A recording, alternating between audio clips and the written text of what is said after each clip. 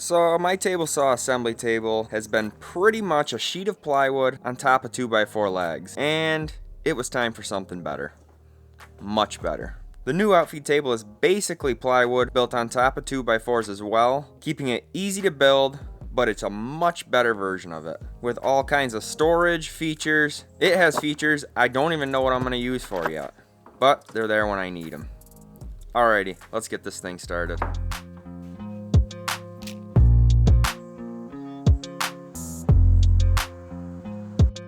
What's going on, guys? Welcome to the channel. I've been wanting to do an Outfeed table for quite a while now. I've been kind of putting it off due to the high lumber prices, especially plywood. Been kind of waiting for that to come down, but it just hasn't, so I finally just bit the bullet. In total, I used about a dozen 2x4s and also bought 4 3/4-inch sheets of plywood and had a couple scrap pieces of plywood hanging around too that I used.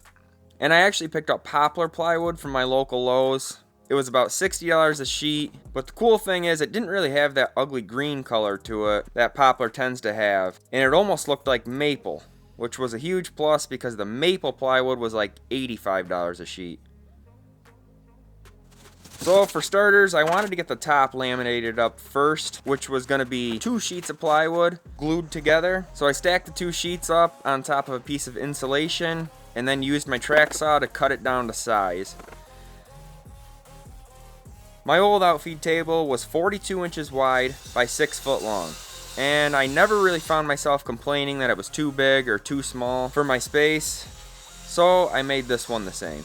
One big thing about my old table saw was I had no good way of securing anything, no good way of clamping it down for sanding and anything else I wanted to do, so I knew finding a way to do that was a must. I explored a few different options and ended up just getting T-track. I laid out where I wanted to put the T-track and then got to work on routing it out.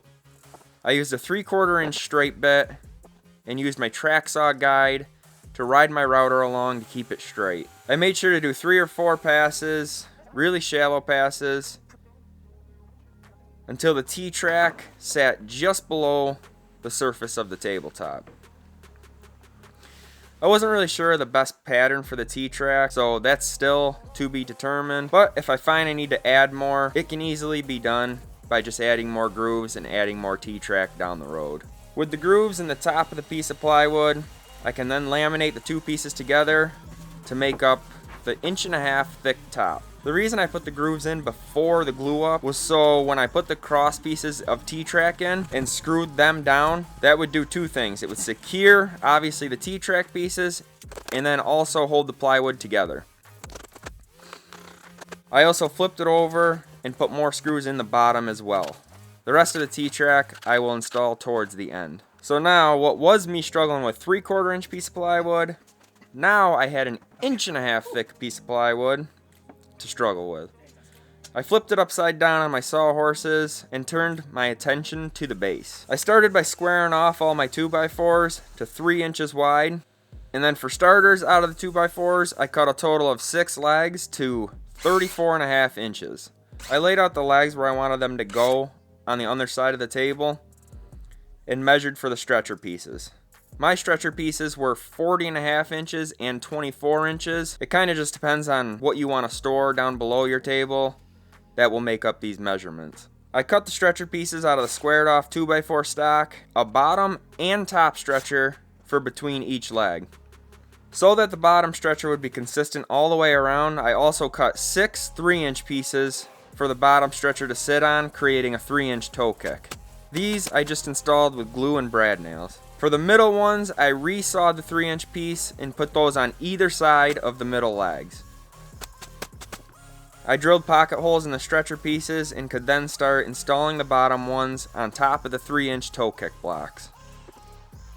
Once the bottom ones were set, I installed the top stretcher pieces flush with the top of the 2x4 legs. I could then mock up these on either side of the table and then measure for the side panels. Alrighty, now what I'm going to do is put the side panels in here.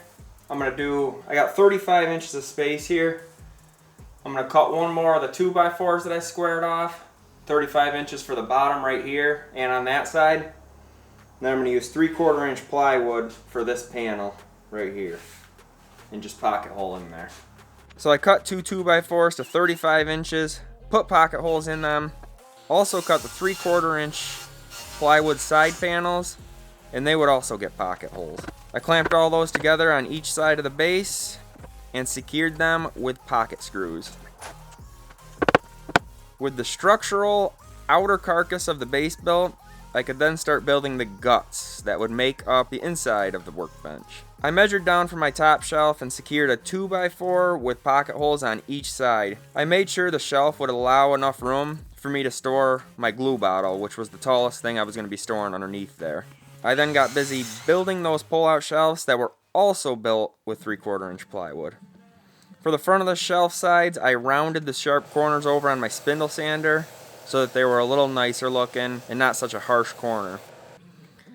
I then glued, clamped, pre-drilled, and screwed all those pieces together to make up my shelves. These will get handles added after I paint them. Now I knew I wanted drawers below the shelves, so I ended up making 4 total on each side. I put a 2x4 in the center that would divide the drawers. The bottom ones were going to be a little larger than the top ones, so I cut and scabbed in 1.5 by 1.5 pieces to separate the 2 drawers. I also added bottom supports that will serve 2 purposes. They will support the bottom, and also the bottom drawers will ride along them. More on this later. I'll show it to you in a minute.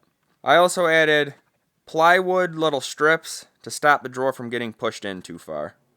This will all make sense in a second. It was then time to make up some drawers out of also 3/4 inch plywood. Now I know Lowe's and Home Depot will cut these down for you, but I just don't trust those guys. So I always put myself through the struggle of moving these things around, cutting them myself, breaking my back, but at least I know they'll be cut right. Not bad, actually.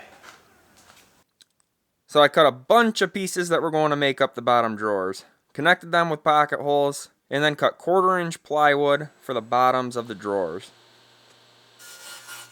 Glued, brad nailed, and screwed them in place. I know this is not traditionally how you build a drawer box.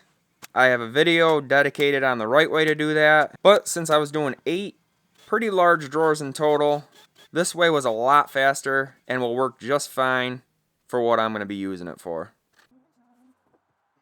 Now, when I was building out my little garage shop, I picked up this pegboard for like $1 from the discount pile at Home Depot and have just had it laying around ever since. So I decided to throw it on the side. Not really sure what I'm going to use this for yet, and since my garage is connected to our house where everyone walks in and out of, I'm probably not going to store much on it while my shop is still in this garage because my son will just come out and pretty much take anything off of that. So maybe I'll store a couple of his toy tools on there.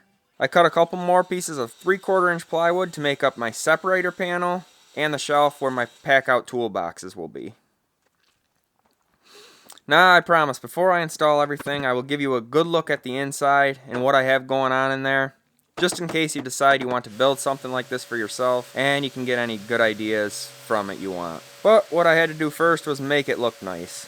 Since this was going to be the centerpiece of my garage shop where I do most of my work, I really wanted to be happy with the functionality as well as the look of it. I also meet with customers here from time to time, and it's where I film a lot of my YouTube videos, so I just want something professional looking. With that being said, please comment below, let me know what you think of this video. I'd love to hear some feedback. I put a ton of work into these videos, and I'm really looking to grow this channel, so I would appreciate hearing what you think. For the drawers and the shelves, I just painted the fronts and the top of the shelf. Since they are riding wood on wood, I don't have drawer slides. I didn't want to paint the bottoms, as paint tends to stick. So anywhere the wood touches the wood, I will put a good coat of paste wax on as well to help it glide smoothly. It was then time to move the old table out and the new one in place. Now is where I could put the rest of the T-track in place. Since the T-track's made from soft aluminum, I started cutting it on the bandsaw, but just found it was easier to cut on the miter saw. So I just measured and cut them in place. Then I could turn to the raw edges of the plywood. So I used a couple of the countless strips I had from squaring off the 2x4s from the beginning. and it works perfect for trimming this out. It was then time to give this my own personalized touch. I used my laser engraver to engrave my logo on the top of the table. I did one on each corner.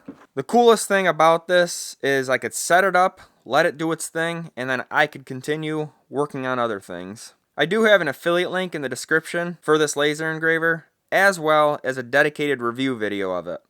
So if you've been looking at getting one, definitely check that out. This thing has been a game changer for my business.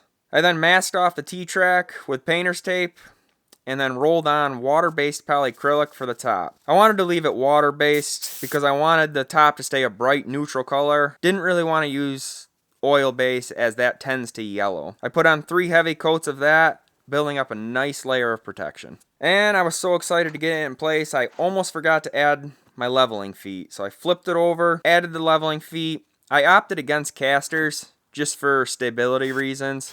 I wanted a nice solid workbench. I was sick of working on a workbench that moved all over on me. And if I ever need to move this, I'll just use my floor dollies. I finally got the top in place, pre-drilled and screwed it down to the top 2x4 stretchers that we had installed in the beginning. So when the laser engraver was engraving my logo, I was busy building these drawer pulls from ambrosia maple, which I also put my logo on. All of them. That's another thing, if you get an engraver, you tend to get a little carried away with it. Alrighty guys, before I put the drawers in and stuff, I just kind of wanted to give you a look at this. Just in case you decide to build it, it'll just give you kind of a better idea. It's really not much, it's super simple. So these bottom ones are obviously where these drawers sit, the bottom drawers. As you can see, I put the other side in. These ones are obviously where the smaller drawers are going to ride on, but this also acts as when you pull those drawers out, these bottom ones, these supports stop it from tipping down. So you can pull them out and it won't tip down. And then same with this up here, this is going to be your pull-out shelf. So these are the supports. And then I also put some plywood here. So same with them, you can pull that shelf out and it won't tip down, it'll catch on this. So super basic, super simple. I just thought I'd give you a look at that. It helps someone out if you're making it. Now, like probably most woodworkers and carpenters, I am constantly looking for a pencil. So I wanted a place where I can store a bunch of pencils in a dedicated spot where I could put them when cleaning up. So I routed a little channel in one of my shelves and I could store them there. I could then finally put everything together, take the tape off the T-track, and now I am so ready to move on to the next project. So be sure to subscribe for that next project. Comment below, let me know what you think. Here's some more of the finished product. Hope you like it. Hope you got some ideas to build one for yourself. And I'll see you in the next video.